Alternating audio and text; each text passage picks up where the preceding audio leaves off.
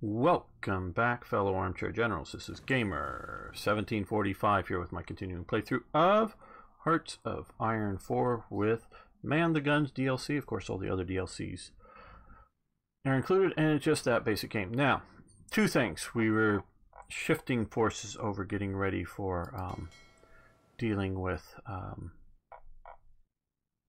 No, you guys come back to here. Dealing with the Japanese the war is going to break out soon, and one of them is definitely one of the things we're dealing with is just what we have here is this carrier group here, or carrier task force. I don't know how much I should put of surface naval warfare here, partially on the basis of, are these guys going to go out and get sunk because they're going to run into, I don't know, 6 Japanese carriers plus battleships plus whatever's, and before I can deal with it, they'll all be sunk. Partially worried about that. That's an element. The other element, quite honestly, is I want to see what the Japanese AI does. Do they aggressively invade these islands or not? So I really don't. I want to see what they're going to do, and so I'm going to be putting out submarines, mostly on convoy raiding type missions, so they don't engage surface fleets and they just go after convoys. I just want to see what they do here, and maybe they'll overrun everything or not. I don't know.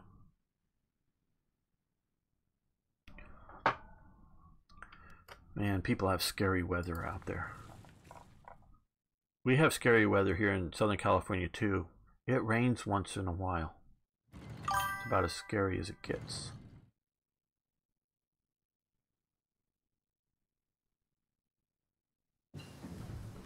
Okay, so we improved our encryption. I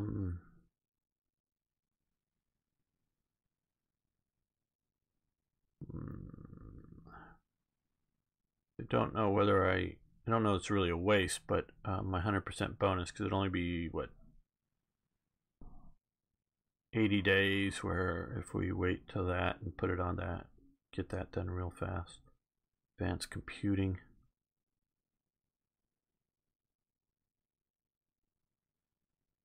Yeah,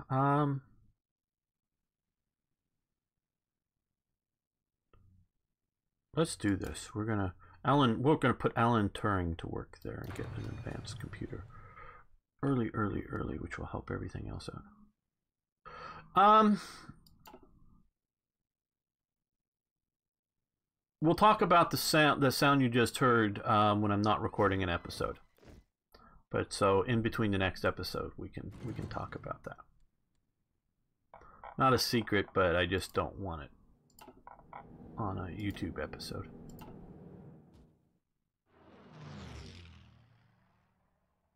Southeast Kentucky. Well, see, places like Kentucky have hurricanes and things. No, tornadoes. Not hurricanes. You're inland. You have tornadoes and things like that. Maybe not a lot. Maybe not as much as like Oklahoma does, but you got that. You got hurricanes along the East Coast here. We have a little bit of rain once in a while, and I'm being serious. That's like our bad weather is a little bit of rain. Germany is now at war with the Soviet Union in July 41, and the Soviets have called that.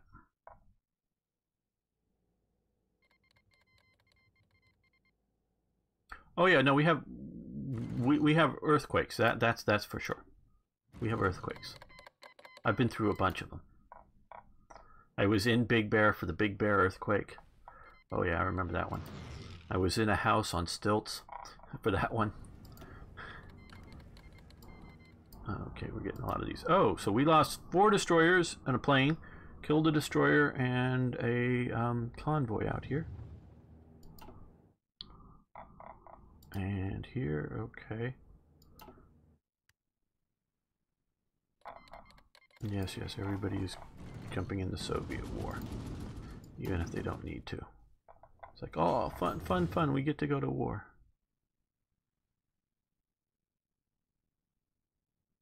Yeah, I'm agreeing with the down with communism thing. Unfortunately, the next country that's likely to go communist is the United States in real life. I mean, Eastern Europe will have nothing to do with communism. China has communism with Chinese characteristics. State capitalism of some sort. You know, it's only us left because we were smart enough to avoid it before. But no, no, no, it's really, really good. It's this new idea from the 19th century that we're going to enforce upon you here in America if we win. Yeah.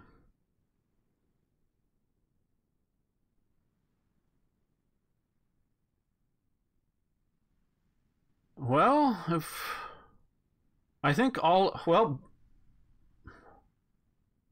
maybe and Uncle Joe, our former vice president, what's his name, Joe,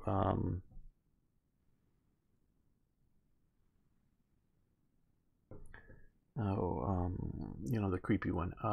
He may not be a communist. Bernie Sanders is a communist. I mean, he's an out-and-out communist. And a socialist, you know, they're communists. They may not be revolutionary communists, but they're communists. Trust me, they're communists. Yeah, Biden, that's right. Thanks, guys. Joe Biden, yeah. He may not be a communist or a socialist at all. But he's gonna have to get through the Democratic Party, which is controlled by socialists. And these aren't the, you know, type of people that, oh yeah, we want a social security system to help out old people, or we want medical relief for poor people. No, that's not what they're talking about. They're talking about nationalizing businesses. So, yeah, we're heading down that road. But we're also, I think, heading for, well, we're either heading for or we are in an American Civil War right now. And we're going to add more fighters. We need more aluminum. If we're playing Britain, aluminium. Though probably aluminum is closer to the correct pronunciation, actually.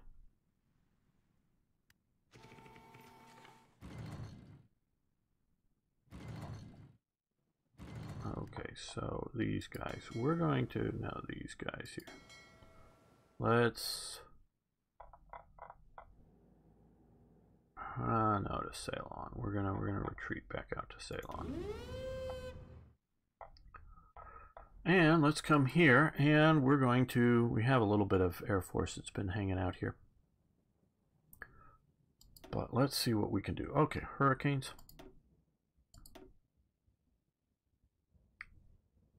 Did I ever tell you I hate the state mechanic?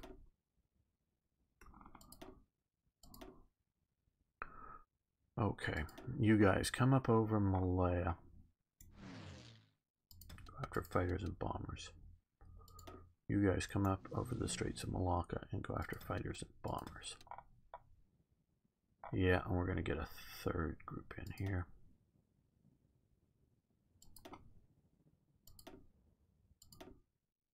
And you come up over Malaya and just go after fighters.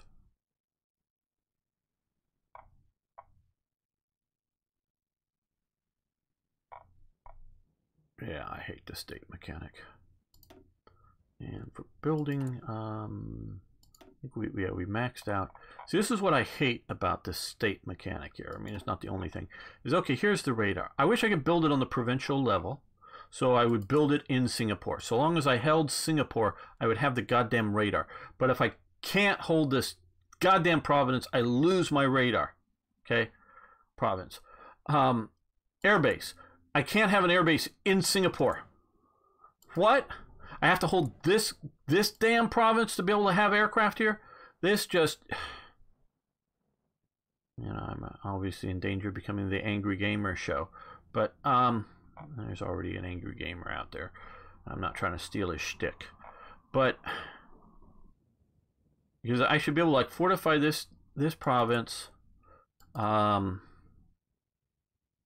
See, I really think that it should have the similar sorts of status of like this, of defending across the strait here, of with that, because you get more defensive bonuses defending that than you do from here. And Singapore,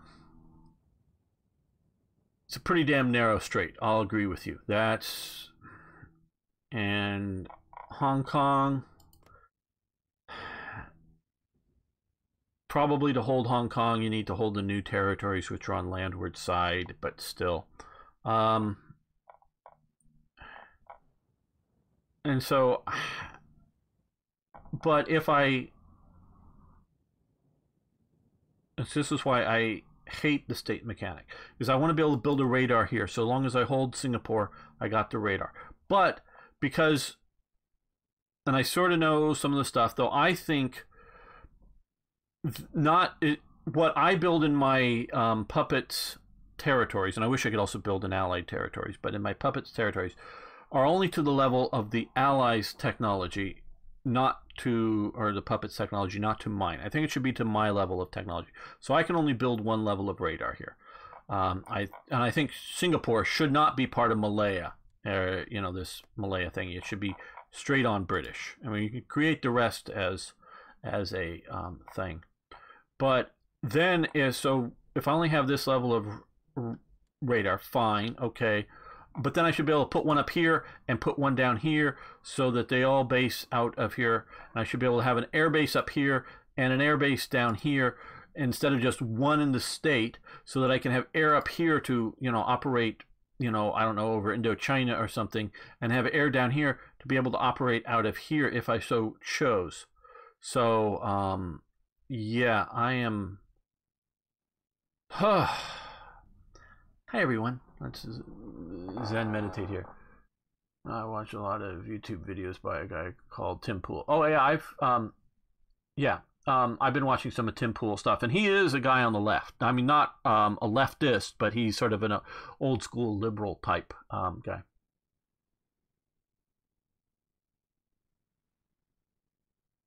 Sweden, I don't know if Sweden's doomed, but it's looking that way if they don't wake up, but they're waking up, I think.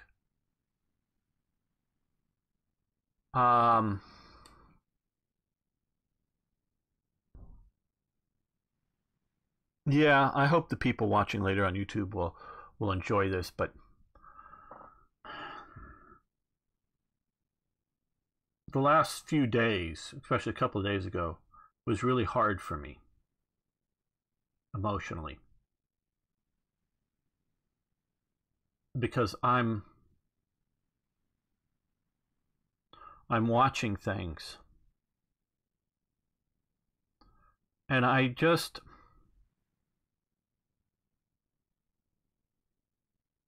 thinking now how to say this and say this right.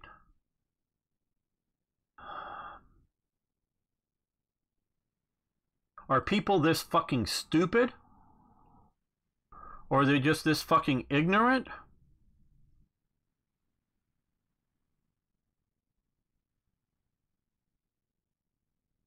Or what the hell? People. Do we have Democratic politicians in America that for the last 20 plus years, we're not really out to take your guns. We want common sense gun control laws. We're not really out there to take your guns out there. And then there's a tragedy in New Zealand. And then New Zealand is going to ban and confiscate all semi-automatic guns in New Zealand. And they're like, yeah, that's what you should do. You should just do that. That's great. They're taking action. They're taking action. All these people that have been telling us for the last 20 years that they're just there to make common sense gun control laws, to keep guns out of bad people's hands. And as soon as they see someone doing a mass confiscation, they're like jumping up, almost literally jumping up and down. And hi, Pixel. Yeah, this is Gamer Going Political, which I don't do on Slytherin's channel. And so they're just banning all guns in New Zealand. And it's not just that they're banning all guns in New Zealand. That's sort of news, as people have been pointing out, it's sort of New Zealand's thing. But that all these people in the U.S. that have been lying to the people, we're not out there after your guns, because you'll find Democratic voters in a lot of this part of the United States that think basically a semi-automatic gun, you pull the trigger, a bullet fires, and you have to do nothing else until pull the trigger again, and another bullet fires if you don't know what a semi-automatic is. It's not a machine gun. It's just one trigger pull, one bullet goes down. That includes a revolver.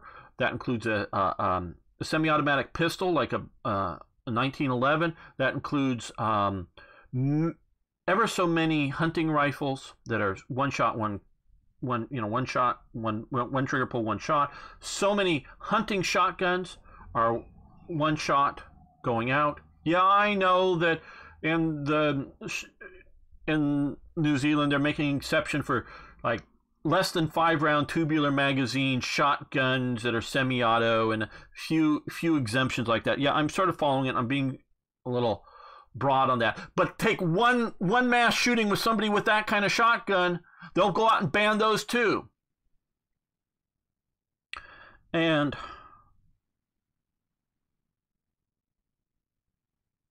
I have to wonder, and I'll get to some of your comments in a moment, but gamers having an existential crisis here. You get to watch it. Hope it's good TV. And you don't have to agree with me. You can tell me why I'm wrong. That's fine. And I know people from other parts of the world have different views on these things, and I accept that you have different views. And I'm not trying to convince everybody to have my views. I'm just trying to understand why people think the way they do. But so you have a lot of Democratic voters that are union voters that are, hey, yeah, gay people are cool, they should be able to get married and whatever. And so they all support the Democratic Party. And that's fine. I'm not arguing against any of that. And so that's why they're Democratic voters. But then, but we want to ban your guns. And they really want to just ban your guns. And then as soon as they find out that, because one of these TV commentators posted a bunch of tweets at how an AR-15 is more deadly than the M14 and the M16. The AR-15 is more deadly than the M16. Still around any U.S. veterans to know that the M16 or the AR-15 is simply a semi-automatic M16, and that the M14 with its .308 round is much more deadly than the M16. And I think in many, many cases, if you're actually coming to pull the trigger, you'd rather have an M14 in your hands than an M16 or the modern M4. It's just that it's a hell of a lot heavier to carry, and you gotta carry, and the ammunition is a hell of a lot heavier to carry. So the U.S. Army didn't go to a more deadly weapon; they went to a less deadly weapon that was easier to soldier with, because more bullets in your backpack. It's not necessarily more bullets, when you pull the trigger, but it's more bullets in your backpack, meaning that soldier gets to stay on that, patrolling in the jungles in Vietnam longer than he is with just fewer bullets in your backpack. I'm not talking about in the gun. I'm talking about in the backpack. That's why they went to the 223. Part of the reason, not the only reason. Trust me, I know firearms probably better than even the veterans here know firearms. And I'm not diminishing your knowledge of your weapons, but I know the history in the firearms are very, very detailed. So they're making stupid and ridiculous things. The AR-15 is a .22 caliber rifle bullet. Now it has a lot of oomph behind it, a lot of powder behind it, but it's still just a .22 caliber bullet, and it can be very deadly. But the bullet caliber that kills the most people in the United States, that actually kills them, not just gets shot with, kills them in the United States. Most deaths per caliber, now my stats are a few years old, but still, are with .22 long rifle. Not just all, 223s and whatever else. .22 long rifle kills more people than any other caliber in the United States, whether that's coming out of a tiny little pistol or a semi-automatic .22 or a bolt-action .22, and a lot of them are accidental kills, because that's just the most common caliber out here. Okay. So these anti-gun people don't know fucking hell what they're talking about when it comes to guns. They don't know a goddamn thing about guns, and this gets my video demonetized, so be it. Okay, they don't know what the damn guns are they're trying to ban. They don't know how to describe them. They just know black military ban, ban, ban. Now, why do they ban? And I have some liberal and a few leftist and some liberal. I'm sort of separating them out, relatives.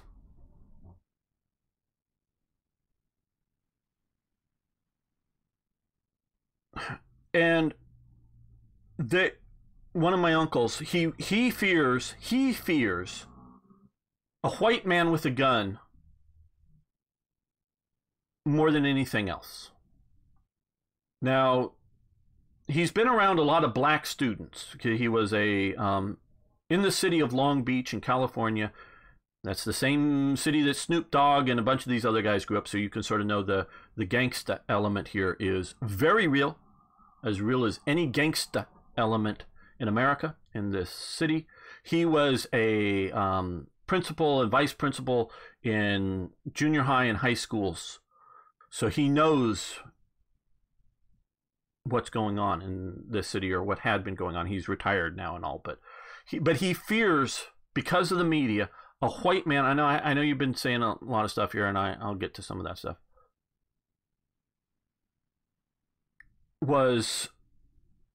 He fears the white man with a gun, the crazy man or something like that with a gun, and he presumes it's going to be a white man, because he presumes the black man with the gun is out there to do crime. You know, I want your money, or you're invading my drug selling area, so I'm going to kill the bad drug dealer.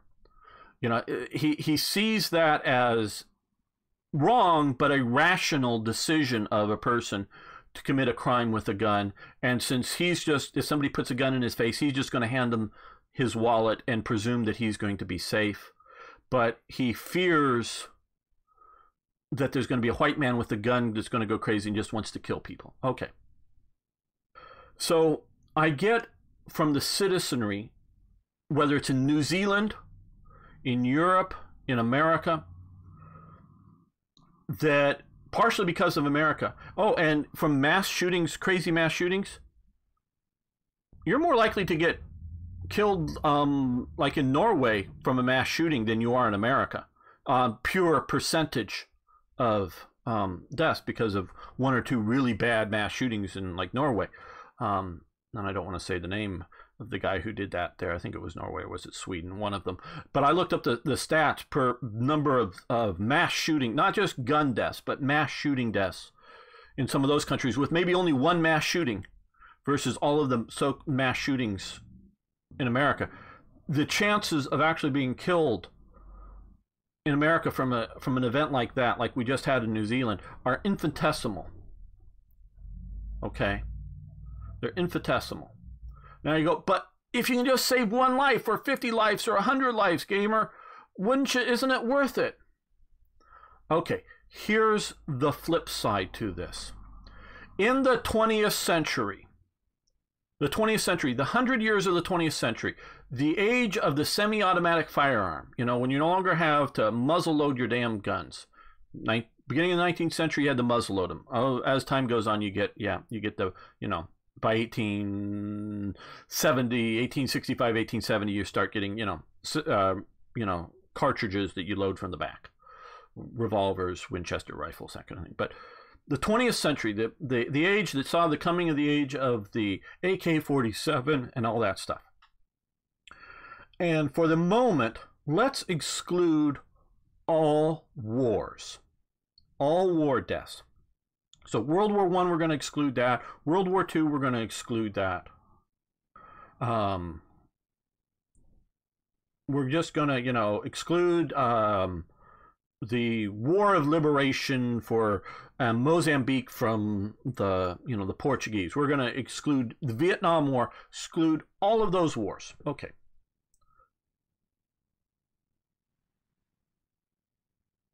There are...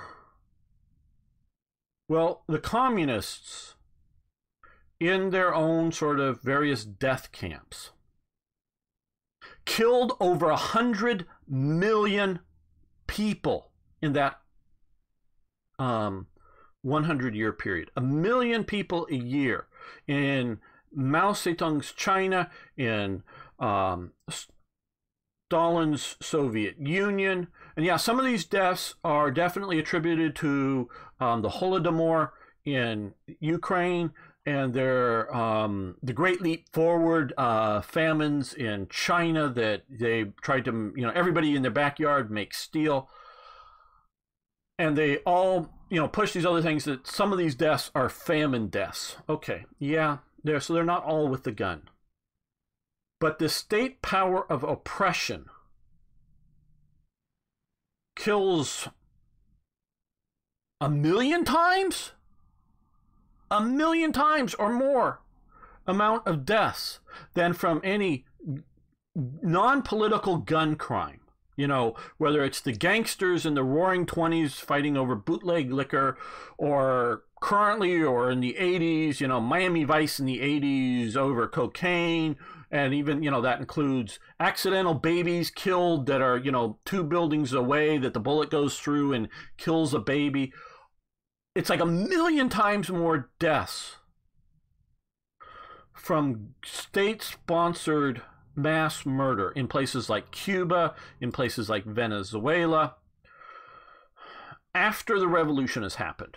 After the revolution has happened, after the new government's in control, after the fascists or the Nazis are in control, you have so many more deaths because of gun control than you ever have from all of the gun crime, mass nuts, whatever. And so any argument, and this is still Gamer losing it here, any argument for, if you're just trying to save lives, if that's your only argument, is just trying to save lives, in every case, the more guns there out there, the less death there is. Okay? That is a demonstrable fact. The country without any mass shootings, Europe, and I'm sure it'll change one day, because it'll happen one day, but the country without any mass shootings in Europe, with the lowest gun violence in Europe, the lowest gun violence in Europe is the country in Europe that has the highest rate of gun ownership. And they have machine guns. They treat a machine gun as if it were a bolt-action rifle in Switzerland. You go into a gun store. You want a literally a single-shot bolt-action rifle, or you want this machine gun here. I'm losing my voice ranting like this. They'll hand it to you either way. They don't care. It's just, yeah, you want this, fine, take it, go have fun. You used to actually have to have a machine gun in your home. You had to have a machine gun in your home in Switzerland because that was your defense plan of Switzerland. You had to have a government-issued machine gun in your home. And you go, well, yeah, Gamer, but they had to go through military training. Well, fine. Let's issue every adult male in America who isn't a criminal, who's a citizen, a machine gun, and we'll put them through 30 days of how to handle a machine gun. And so everybody in America will have a machine gun in their house. Now you look at a city like Chicago with a higher death rate than Kabul, Afghanistan right now. There are more gun deaths of all types in Kabul, Afghanistan by percentage of population than they're high in Chicago than in Afghanistan. We're having more gun violence in Chicago than in Afghanistan. And in Afghanistan, everybody gets to have a machine gun. There's no laws against having a machine gun in Kabul, Afghanistan. You can stand around on the street corner with a machine gun in Kabul, Afghanistan, or at least you could for a lot of the time period. Okay? But we have a higher rate of gun violence in Chicago. And those both are drug-involved cities. Because it is basically illegal to own a gun in Chicago. Not in the state of Illinois. They keep saying, oh, it's easy to buy a gun. And you leave the state, you leave the city, you go buy a gun. But you can't buy a gun if you're a resident of Chicago. Because you have to, because I don't know the details of the Chicago law, but I know how it is in California because I worked in the industry. So if you showed up in a, so I'm presuming if you show up in a gun store and you have a Chicago City ID, they'll go, you have to get a permit for me to sell you that gun. And they go, oh, well, you go to a gun show and buy it without any paperwork. Well, maybe you can. I don't know what the gun show laws are. They change state by state. In California, you can't. You have to go through a gun dealer, even at a gun show. And still, I'm ranting, I know.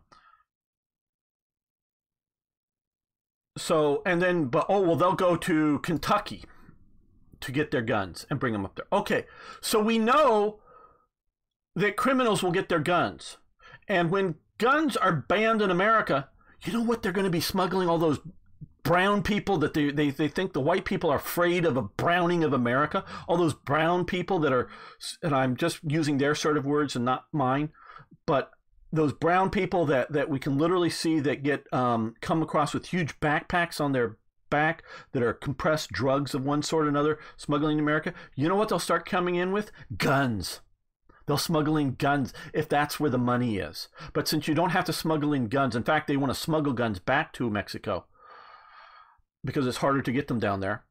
But if it was guns, they would be smuggling in truckloads of guns. They would be flying in, airplanes would be flying across the border and parachuting out pallets of guns to be picked up by gun smugglers, and they would be supplying guns to the American people, whether wanting to defend themselves or wanting to go out and commit crimes with them, whatever it may be, if they were able to ban guns.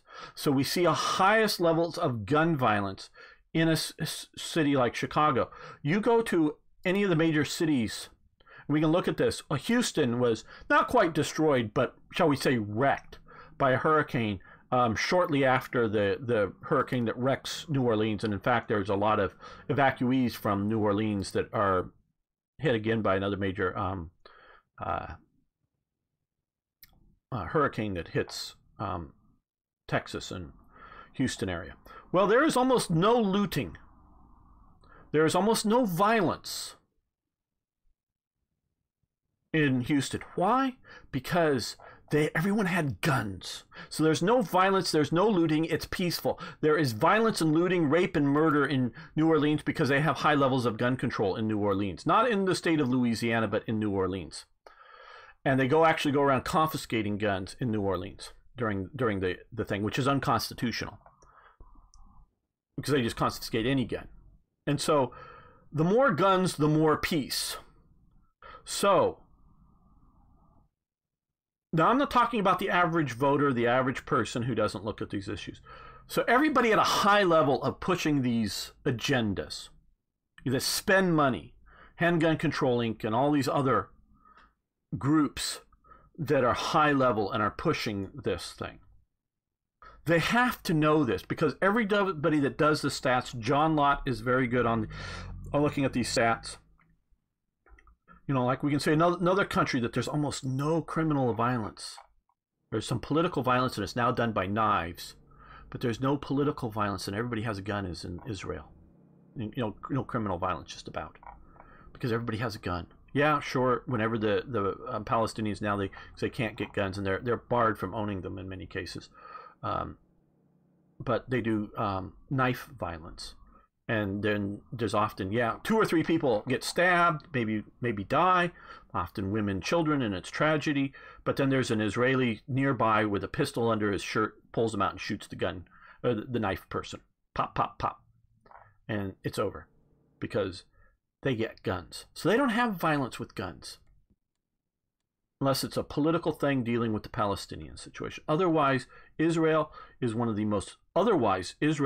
most peaceful countries out there. I've corresponded online with some people at different times. It's very peaceful. And you get to places like Tel Aviv where there aren't a lot of Palestinians. And it's very peaceful. They all have guns. So the people at the top know that removing guns only increases physical violence, because if the bad guys can't get a gun, they're going to get a baseball bat, a cricket bat, a golf club, or something else. You know, if nobody has that, or a knife, we're seeing they're trying to confiscate knives. They're wanting to put ID tracking in knives, kitchen knives, to keep people from carrying kitchen knives. You can't have kitchen knives because they banned the guns, and there's so much violence with knives and acid attacks now in greater London area because they've let in a bunch of violent type people. And it's not because they're some ethnic group, it's because they didn't check who these people were coming in, individuals. And they're now committing lots of violence. And since they can't get guns, they're committing knife violence and other violence. And since they don't fear the rest of the people, now, if I was just a regular citizen, never done any criminal activity, if I had a knife on me, I'm going to get arrested because I just wanted that knife in case somebody has a knife and is going to commit violence around me. I want to have a knife to protect myself, or a cricket bat, or an American baseball bat, or whatever it is. They will, if you remove guns, the incidence of violence will go up. So these high-level thinkers that push all of these programs all know this. So what is their agenda? And that is one form or another of totalitarianism, ultimately. Now, the politician who supports these are a mix of people who know this answer and are pushing totalitarianism. You know, get rid of free speech because that covers hate speech. We got to stop hate speech. Who gets to determine what hate speech is? We get to determine what hate speech is. And that must be anything that disagrees with our agenda. So it's totalitarianism, as well as politicians that are just pandering for votes because they think it's popular with their constituents and don't know and don't think about this. I will grant some of them are that way.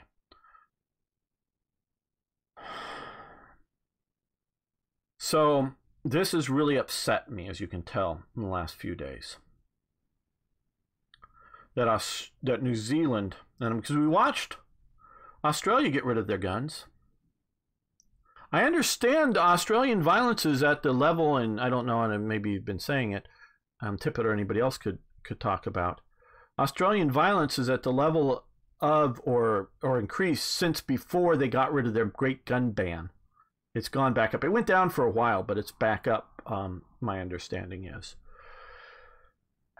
And so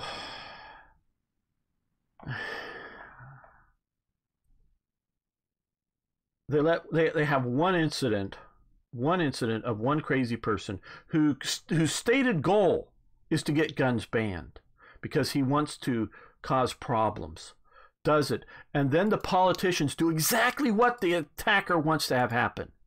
I mean, like, this is what I want. I'm going to make this happen so that there's this overreaction and you ban all the guns. And so doing it, and then, oh, well, we'll do exactly what he wanted. So we'll achieve all of his goals for him. That's what the fuck the New Zealand politicians are doing. And okay, you can tell me, oh, it's British culture and guns aren't just really part of it. You sort of Americans that, you know, when the British came to collect the guns, the Americans said, fuck you, and started shooting at them, and we ended up with our own country. And so that's why we're different. And so it wasn't about taxes, people. The war for America was over guns. And if you ever, and anybody in America, now I'm not talking any other country, but anybody in America who wants to take away the guns to prevent shootings is only going to start a civil war, a real civil war that's going to have levels of violence that is going to be unprecedented since the last civil war. So everybody who's saying that is either completely ignorant, stupid, or lying to you. Now let me look at the nice people in chat that I've been ignoring while ranting and having my existential crisis here.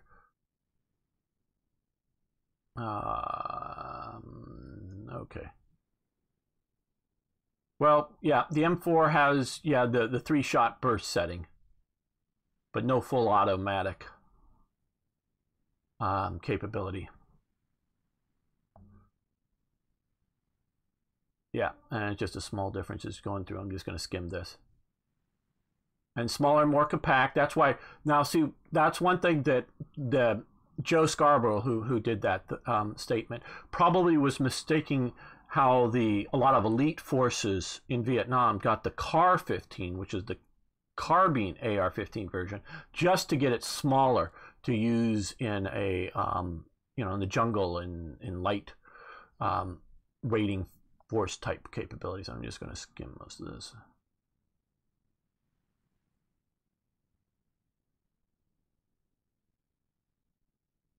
And yeah, racial backgrounds. In the South during Jim Crow eras, a lot of them had to you had to get a gun permit actually in an area that really pro it, and they very much tried to keep guns out of hands of black people, and would give ridiculous tests for black people to have guns. And weeks or months before Martin Luther King is shot, he asks to get a concealed carry permit, and the local law enforcement, no, we'll protect you, and then he's of course assassinated because he doesn't have a gun. So a lot of rural black people, and particularly in the South, that's where a lot of in most of the United States, black people live in urban areas except for the South. And I could be wrong in some areas, but you go to Kansas, rurally, it's all white people. You go to a major city, that you start getting racial mixes. Now in the South, there are a lot of rural black people. In areas they may be the majority of people. And those rural black people, and this is why I'm obviously referring to race here in a group. I'm a culturalist, not a racist. I look at large groups of people, not individuals, but large groups of people based on their culture. And so you have a divide.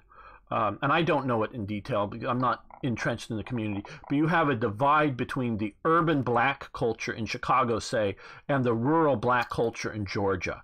They're different cultures. Now, sure, a lot of the Georgia black people moved back in the 30s and 40s, like a lot of them during World War II, moved up for jobs in, the auto industry and other major heavy industries. Well, that would be Detroit, but the auto industry. But they moved to urban areas, so you'll have within a overall state population, you'll have a sizable black minority, but they're all at least mostly concentrated in urban centers. And so you'll have a different sort of viewpoint, particularly on guns within the black community. A lot of the black communities see guns as a thing that either the criminal or the police has, and they're afraid of both for various reasons, sometimes good reasons. But you get to the South and the rural black people, they see guns as like the white people in the region, as a self-protection or hunting or similar sorts of things. First Nation, your first conquered nation disarmed the citizens, yes. Yes, Myanmar, Cambodia. Cambodia is another thing with their death camps. JP, you're absolutely right. I mean, it's only just a few million there, but it's like a third of the population gets killed off.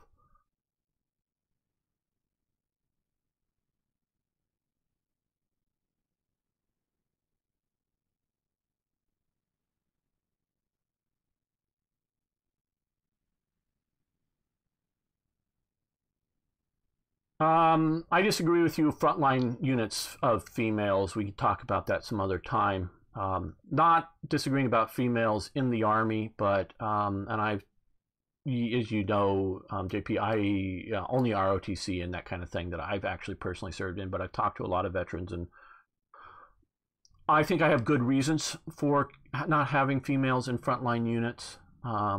And it's not so much on can they or can't they, it's more on the overall effects on the military for that. But that's another whole topic we'll get into someday, I'm sure.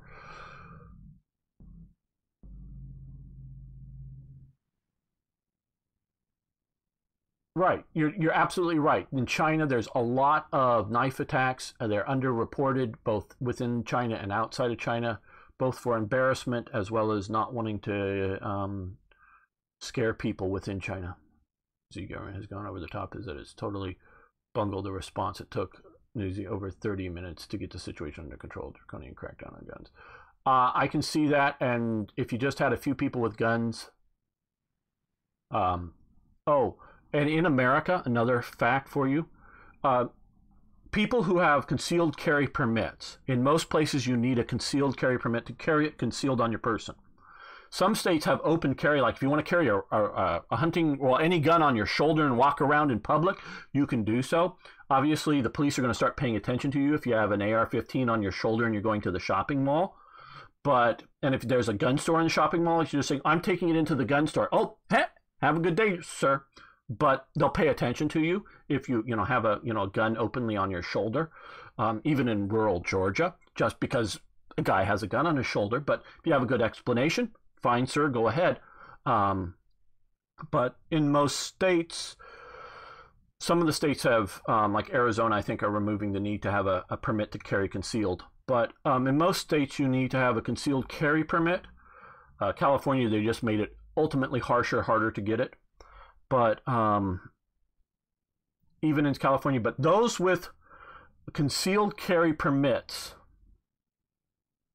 have less bad gun activity than police officers off duty with guns. So I'm not talking about police officers misusing their gun somehow on duty, accidentally firing or shooting at the wrong person. I'm not talking about anything on duty. I'm talking about the off-duty officer who gets to carry his gun off duty and a concealed carry permit. There is much lower levels of whether it's accidental discharges or using it for bad reasons or any wrong use. So citizens armed with guns that have gone through this concealed carry permit process are generally better than police officers with their guns on an overall level. So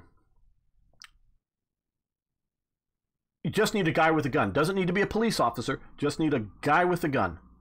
And that puts a stop to most of these things.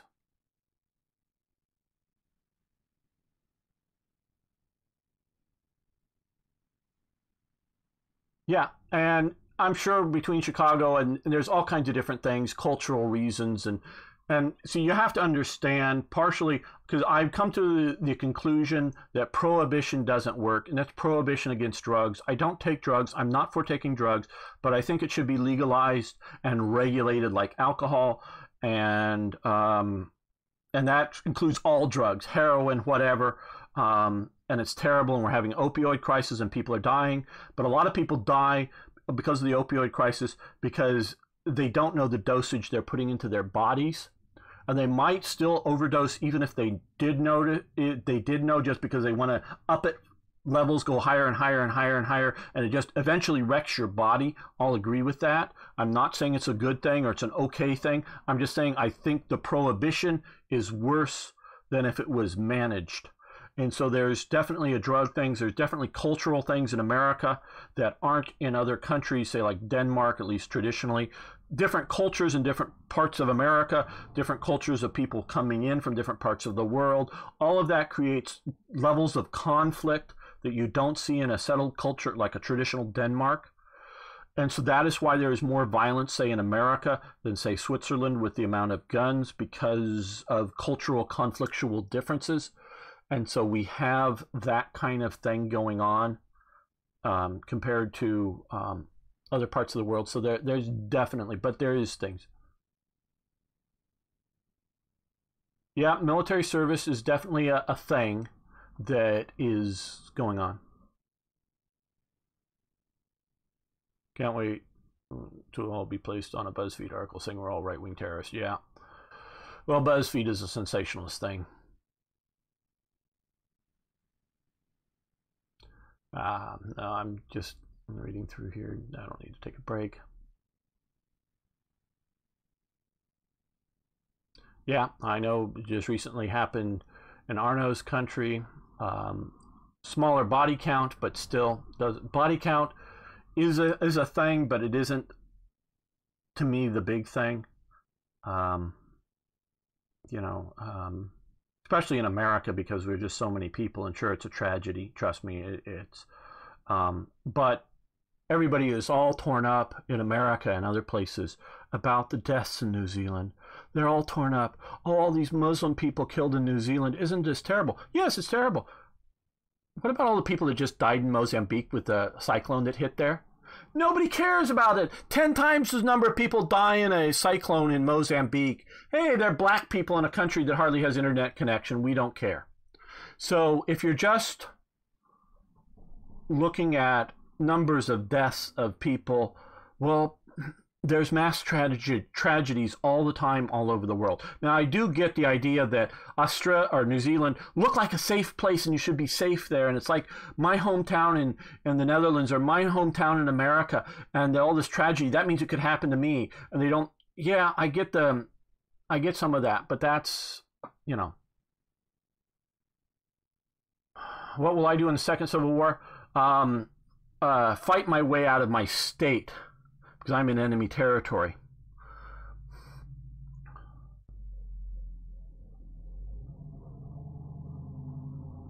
Yeah, you're right, Pixel, about and that's the thing is the problem isn't the tools, because we're seeing in what's happening in London with acid attacks and knife attacks and the reaction of wanting to ban knives, and you know, and then once they ban the knives, they'll cricket bats, and then they'll want to ban cricket bats, and then I mean, what, you know, it's human behavior that you need to deal with. No problem. Go when you need to. Okay, yeah, JP. Yeah, it's my dad lives in Arizona. That's what I was thinking. That's a recent thing that you don't need to have a concealed carry. So I sort of know that. Just skills trying to catch up.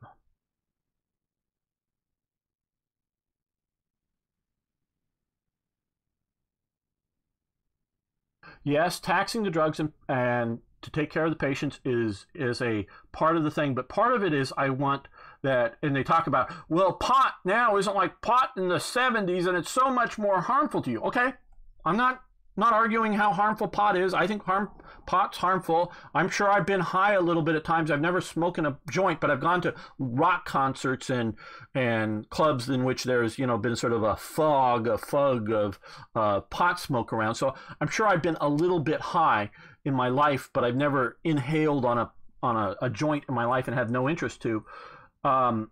And it's not the same, but you could still regulate and know how much THC or whatever it is in that cigarette or is in that brownie, and have that regulated so you know the dosage of how much PCP is in this thing. And if you're going to take it, well, regulate it so you have to go to a PCP den and take it in there and have your trip in a padded room or something like that, and have that. I'm not saying, you know, I'm not saying you get to sell it to children on the street corner unregulated. It's harder to buy cigarettes in the state of California for underage people than it is for them to get pot, because pot still, even though it's legal here in California now, still has an underground economy of it that has never gone away, and for various reasons, including the idea because federal regulations still make it illegal, so big business doesn't get involved and then crush the backyard pot dealer, you know, grow some pot weeds and sell it to their neighbors or whatever. You know, they don't crush those people that they do with alcohol. If we were selling alcohol in this state that wasn't taxed, you would have heavy law enforcement on you, trust me, in days. Of trying to sell bootleg alcohol here in California. So that you regulate the dosage and you regulate who gets it and you regulate where it's gotten and then the amount that you can get at any one time, any one week, any one whatever. And so you just regulate the hell out of it. And yeah, maybe you need to sign up that someone's a heroin user so he doesn't get to be a bus driver, or maybe he loses his right to drive any cars. And so there may be negative consequences to being a registered heroin user, but make it legal. That's sort of the way I look at it. Human violence against the other humans in the nature of it. Yeah, human contribution to disasters, whether it's famines or global warming, can always, to some of the things can be debated. Because I believe, Pixel's sort of new to me compared to some of you. I believe that there's major, over hundreds of years, shifts. I've looked at history of warming and cooling periods in it. I don't think we're going to spike up and destroy the world because of global warming, and I don't think the warming is in a global sense affected by mankind. Sure, I know in a create a big major urban environment, and you know, you're going to warm it up simply by paving it over instead of having trees, because that'll reflect in more heat and things. So yeah, man locally can affect the environment for sure. Enough. and of course pollute and other things, but it's, you know, a different sort of thing. So yeah, so I'm not disputing some of the global warming facts. I'm disputing that man has any significant effect on it. I am disputing that for sure. I don't think they do. Oh, we've got a lot of these. Okay, free French fries. Well, we're going to end this episode, not the stream. Stream isn't going anywhere, but we're going to end the episode here. I want to thank you all for watching, putting up with my rant if you made it this far. Love to hear your thoughts. Obviously, you've presumably on the screen seen the various members of chat's thoughts. Some good points there. See you next time for more Hearts of Iron.